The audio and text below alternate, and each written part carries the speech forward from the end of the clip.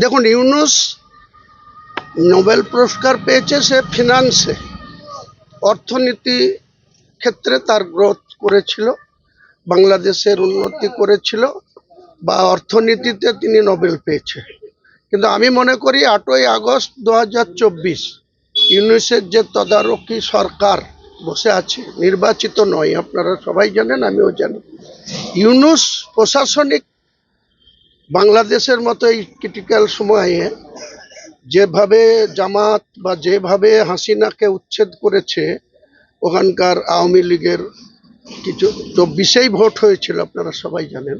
তারপরে সেই ভোটের কিছুদিন যেতে না যেতেই যেভাবে হাসিনাকে দেশ ছাড়তে হয়েছে 5ই আগস্ট, সেদিন আমরা হাউসের মধ্যেই ছিলাম, হাউসে মমতা বন্দ্যোপাধ্যায় ছিলেন, হাউসে আমরা আমাদের এই বাংলার একটা ইস্যু নিয়ে হাউসে সর্বদলীয় বা বিশেষ করে অপোজিশন লিডারও সেটা মুখ্যমন্ত্রীকে বা আমাদের সরকারি দলকে সাপোর্ট করেছিলেন।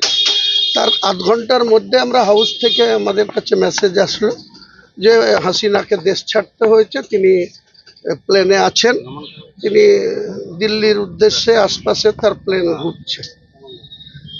তো আমার মনে হয়েছে যে আমরা প্রতিবেশী দেশের একজন নাগরিক হিসাবে তাদের অভ্যন্তরীণ বিষয়ে আমাদের কোনো নাক গলানো উচিত না।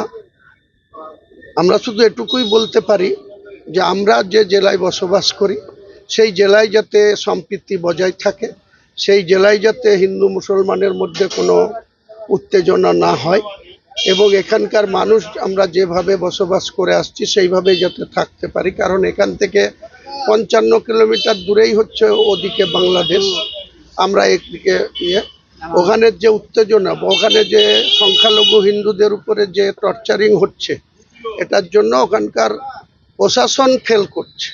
প্রশাসনের যদি অভিজ্ঞতা থাকতো সেই ধরনের, তাহলে আমার মনে হয় এই ধরনের ঘটনা ঘটতো না। তবে এটা মোটেই সমর্থনযোগ্য না। কেন্দ্রের সরকার বসে আছে, কেন্দ্রের সরকার তাদের বিদেশ নীতি এবং তারা ইউনূসকে কী ধরনের গাইডলাইন দেবে বা বিদেশ মন্ত্রক কি বলবে, সেটা সম্পূর্ণ বিদেশ দপ্তরের ব্যাপার।